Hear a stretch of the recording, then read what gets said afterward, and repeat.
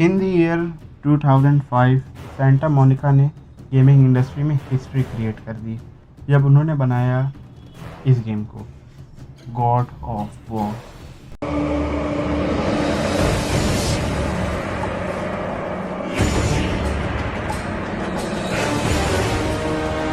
God of War वो सब कुछ था जो एक हार्डकोर गेमर को चाहिए था। एक fast pace action filled with cinematic moments, एक अच्छी म्यूजिक गैलरी और डिसेंट स्टोरी। और कौन भूल सकता है one of the most unique and the coolest weapon, Blades of chaos.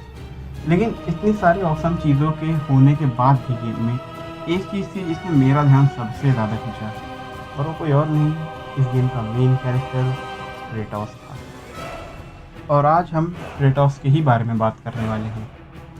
हमारा मेन सवाल यही होगा कि क्या क्रेटोस के साथ जो हुआ गॉड ऑफ वॉर 1 के एंड में वो जस्टिफाइड था। क्रेटोस के बचपन से शुरू करते हैं। क्रेटोस का जन्म एंशिएंट ग्रीस स्पार्टा में हुआ था, और स्पार्टन्स के बारे में अगर तुम कुछ जानते हो तो वो है उनके war tactics. In the God of war universe, Spartan were generally very cruel and straight forward with their method. उन्हें बचपन से ही लड़ाई के ही बारे में सिखाया जाता था। अगर कोई बच्चा कमज़ोर ज़रा सा होता था तो वो उसे जंगल में जानवरों के सामने फेंक दिया करते थे। और वैसे ही इस ट्रेडिशन में बड़ा हुआ क्रेटोस। क्रेटोस जब बड़ा हुआ उसने स्पार्टन जनरल की गद्दी संभाल ली। Spartans were generally very brutal at that time, but still Kratos even exceeded their brutality. Kratos काफ़ी ज़्यादा रूथलेस था, वो अपने एनिमीज को कभी स्पेयर नहीं करता। और वैसे ही कई जंगों में उसने भाग लिया और वो ज़्यादातर सारी जंगें जीतता ही गया। लेकिन एक दिन उसे किस्मत इतनी अच्छी नहीं, जहाँ पर उसका सामना हुआ बारबेरियंस से। वो और उसके सोल्जर्स उस जंग में बुरी तरह हार रहे थे और क्रेटोस मरने की कगार ही पे था बारबेरियन किंग के हाथों। तभी उसने एक गॉड को पुकार लगाई।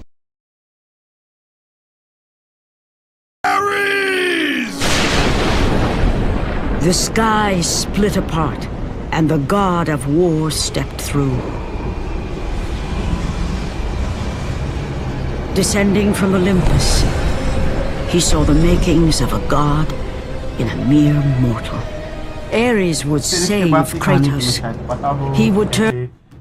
एरिस ने क्रेटोस को ट्रिक किया उसकी फैमिली को किल करने के लिए, और फिर क्रेटोस कैसे जर्नी पे गया एरिस को मारने with the help of gods, और एट द एंड क्रेटोस ने एरिस को मार भी दिया।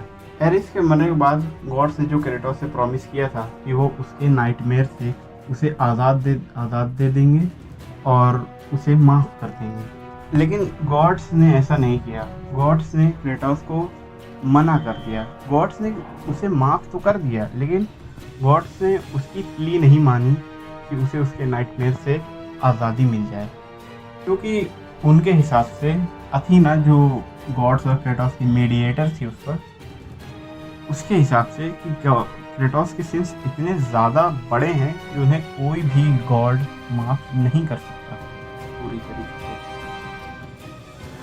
तो आज हम यही डिस्कस करेंगे कि क्या गॉड्स ने जो क्रेटोस के साथ किया वो सही था या फिर he punished undeservedly.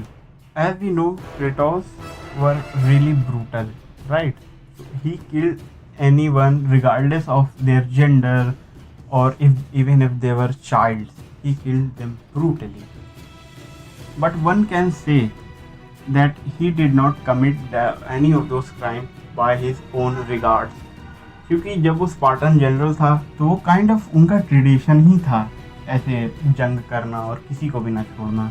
They were brutal generally. और कैसे जब वो एरिस का गुलाम बन गया था तो उसने वो सब किया जो एरिस ने कहा उससे, और क्रेटोस ने वो सारे क्राइम्स बिना किसी हेजिटेशन के की। तो इसमें कोई शक नहीं, Kratos even though he was not fully evil, but he was kind of evil. Like as you can see in this scene, he could have held Port Captain without making any effort, but he did not save him. That just shows he does not have mercy in him. लेकिन फिर भी अगर Kratos को benefit of the doubt दिया जाए कि ही did not commit any of the crime with his own violation, but he was the one, उसी ने ही तो वो किया था, उसी ने ब्लेड्स ऑफ केओस से उसकी फैमिली को मारा, यानी कि इनोसेंट्स को मारा। तो कहीं ना कहीं ये उसी के ही काम है, ये उसी के ही गुनाह हैं जो उसके ऊपर फॉल कर गए हैं at the end of the day. And I think Kratos got punished fairly in a way, I think, because gods ने उसे पूरी तरीके से माफ़ नहीं किया और उससे उसे अपने गुनाहों से आज़ादी भी नहीं दी। He did not got any kind of freedom from his nightmares, जो उसने खुद ही किए थे, खुद ही बनाए थे। आगे गेम्स में पता चलता है कि क्रेटोस को उन सब किल का, उन सब लोगों की जान का ज़रा सा भी दुख नहीं जो उसने लिया। उसके ज़्यादातर दुख है सिर्फ अपनी फैमिली के मरने का। उसकी आँखें तभी खुली जब उसने अपने ही हाथों अपनी फैमिली को मार दिया। उसके पहले ही was doing like he was killing anyone's son, anyone's father, anyone's child without even any kind of hesitation. So I want to conclude in this video that Kratos got punished fairly. और ये सिर्फ हम आज बात करें God of war 1 की, overlooking the Aegean Sea. आगे फिर कभी bye. The gods of Olympus have abandoned me.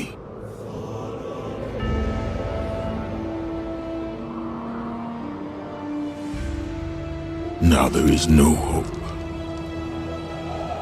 And Kratos cast himself from the highest mountain in all of Greece. After 10 years of suffering, 10 years of endless nightmares, it would finally come to an end. Death would be his escape from madness.